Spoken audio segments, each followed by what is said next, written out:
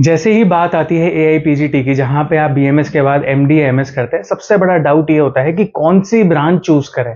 अब ब्रांच कौन सी अच्छी है कौन सी बुरी है ये तो बिल्कुल भी नहीं है, सारी ब्रांच अच्छी है। बट मैं सभी ब्रांच के बारे में थोड़ा आइडिया आपको देने वाला हूं ताकि आपको इजी हो कि कौन सी ब्रांच आपको चूज करनी चाहिए एमडी या एमएस में।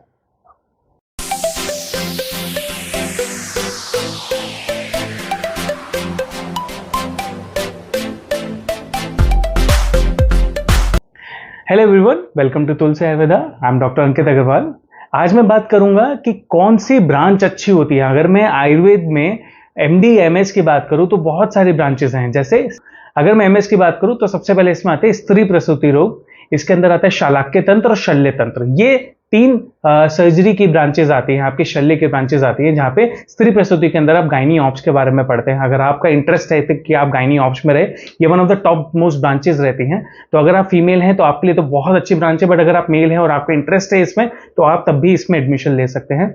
सेकेंड आती है शल्य तंत्र। शल्य तंत्र के अंदर मेनली अब बहुत सारी सर्जरीज अलाउड हो गई हैं, ऑलमोस्ट 58 सर्जरीज अलाउड हो गई है। मैं वीडियो यहाँ पे लिंक कर दूंगा, आप वो जाके देख सकते हैं कि कौन कौन सी सर्जरीज अब अलाउड है। और इसके अंदर स्पेशली क्षार सूत्र, पाइल्स, फिस्टुला, फिशर, इनके ट्रीटमेंट बहुत ज्यादा होते हैं। तो अगर आप ये चीज सीखते हैं तो बहुत अच्छी ये ब्रांच रहती है। फिर आते हैं शालाक्य तंत्र। शालाक्य तंत्र के अंदर आप ईएनटी और आई, इससे रिलेटेड आप जितनी भी डिजीज होती है उसका ट्रीटमेंट करते हैं। तो ये भी बहुत अच्छी एक ब्रांच है, बहुत अच्छी एक क्लिनिकल फील्ड है, तो इसको आप कर सकते हैं।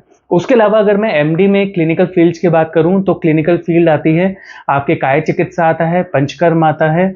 इसके अंदर काय चिकित्सा के अंदर आप जनरल मेडिसिन से देखते हैं, पेशेंट्स को ट्रीटमेंट करते हैं, ये सारी चीजें एक आ जाती है। ये भी बहुत अच्छी क्लिनिकल ब्रांच है। पंचकर्मा एक बहुत अच्छी क्लिनिकल ब्रांच है।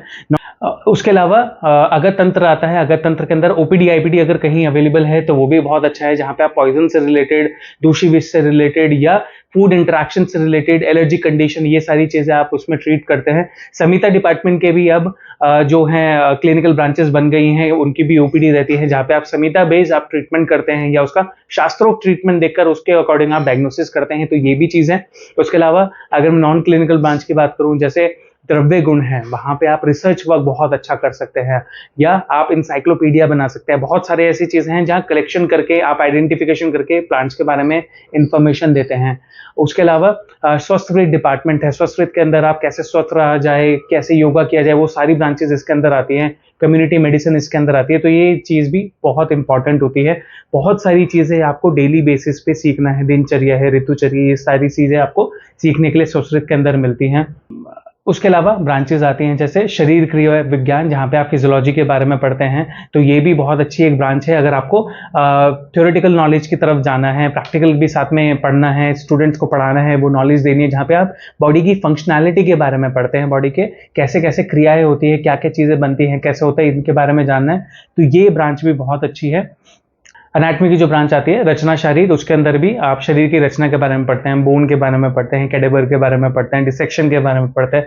ये चीज को आप डिटेल में पढ़ते हैं। अब ये सारी ब्रांचेस अपने आप में अगर देखा जाए तो बहुत इंपॉर्टेंट है। हर ब्रांच का कॉलेज में एक इंपॉर्टेंस है, हर ब्रांच रिक्वायर्ड होती है कॉलेज में। बट अगर मैं जॉब वाइज एक बात करूं कि कौन सी ब्रांच ज्यादा वैल्यूएबल है, ऐसा बहुत डिफरेंस नहीं है। बट संहिता एक ऐसी ब्रांच होती है जो हर ईयर में रिक्वायर्ड होती है, तो हर कॉलेज में इनकी रिक्वायरमेंट रहती है। बाकी हर कॉलेज में एक डिपार्टमेंट में 4 टीचर्स की कंपलसरी रहना जरूरी होता है। 2 असिस्टेंट प्रोफेसर होते हैं, एक रीडर होता है, एक प्रोफेसर होता है या आपका एचओडी होता है। तो ये चीज कंपलसरी होते हैं। उसके अलावा जितने भी टीचर्स हैं, क्लिनिकल ब्रांच है, आप वहां पे हॉस्पिटल भी कर सकते हैं और कॉलेज में पढ़ा भी सकते हैं। उसके अलावा जो फर्स्ट ईयर के सब्जेक्ट्स हैं जैसे रचना शारीर हैं, क्रिया शारीर है, पदार्थ विज्ञान है, पदार्थ विज्ञान संहिता वाले टीचर्स ही पढ़ाते हैं, तो वो चीज भी उसके अंदर इंक्लूड हो जाता है।